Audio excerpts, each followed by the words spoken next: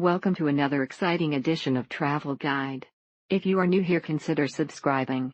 Today we will be visiting the British Museum, London. The building itself will take your breath away as you walk in, and seeing the Rosetta Stone would be reason enough to make the trip. If you are interested in visiting the Old Egypt Exposition, you have to be ready at 10, and take the map, because if not you can get lost there. Less emphasis on hands-on experiences that tell people what they are going to be interested in, and more emphasis on providing great exhibits while displayed to help people find things they really find interesting. Definitely could do with more seats in the eating areas, lots of people standing around awkwardly trying to eat their food. It is the largest museum in the world, and like it suggests, will amaze you if you are a lover of the world. The collections of this museum is more than a jaw-dropping 8 million artifacts from the world acquired during its colonial history. Do not target to view the museum in 1 or 2 hours, or even one day. It's too big and diverse for that. Plan this with many hours to spend there, as the museum is big with a vast array of displays and exhibits from several parts of the world.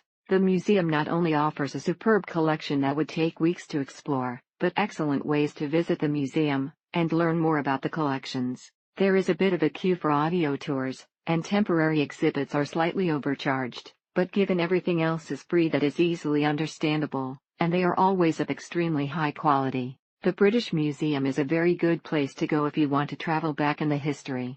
Not only the museum entry is free, but also the items are well documented, so you're really immersed in the ancient Egypt, the ancient Roman times, the ancient Sumerian way of life, and so on. Try to visit when the crowds are fewer, and number either earlier in the day, or really late in the evening. Not the most historically accurate or extensive museum, but worth it to see the Rosetta Stone, and a few large Greek and Roman edifices artifacts. For example, in the exhibit on ancient currencies, an exhibit simply states good and bad things resulted from the European colonization of the developing world. This museum seems far too squeamish about its own history, something reflected in their unwillingness to return artifacts they've stolen to the proper owners in India and Africa. I'd recommend traveling to Greece, Egypt, and Rome to see this type of thing. If you've been there, you don't need to see this.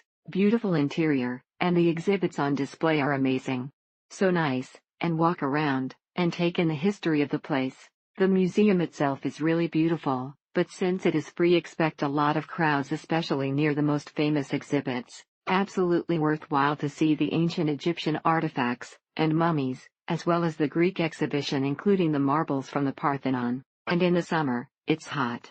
If you really want some peaceful time in the museum, look into some of the morning tours they give before the entire museum opens up to the public. It was a bit complicated to not get lost within the museum, but maybe that's part of the charm in the end. Just be mindful that there are a lot of visitors coming to the British Museum every day, so there is a long queue for everything: entrance, toilets, restaurants. 1 point: wear casual clothes with comfy shoes. This place is really big, and you will have to walk a lot. Overall, the architecture is impressive, the artifacts within the wall are priceless, and it is a cheap and great way to spend some time in London. Plenty of things to see, friendly personnel, and volunteers who guide you around, some galleries and free tours, a fairly good cafeteria, expensive, but not outrageously, and a good souvenir shop. The map was very helpful in displaying the highlights of the museum, such as the Rosetta Stone, for those with limited time like us.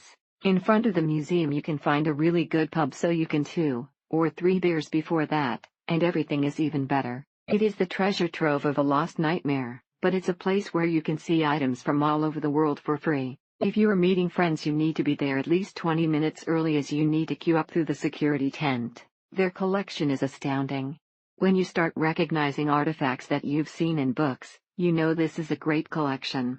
They have amazing weapons, pottery, statues, jewelry, armor, and everyday items from the Egyptians, Greeks, Romans, Anglo-Saxons, and many more. If you are interested in history, different cultures, art, or are just looking for something cool to do, you have to go to the British Museum right away. Plus it has an amazing gift shop, and the food court sells surprisingly good food. Thank you for watching. Do not forget to subscribe, and leave your comments below.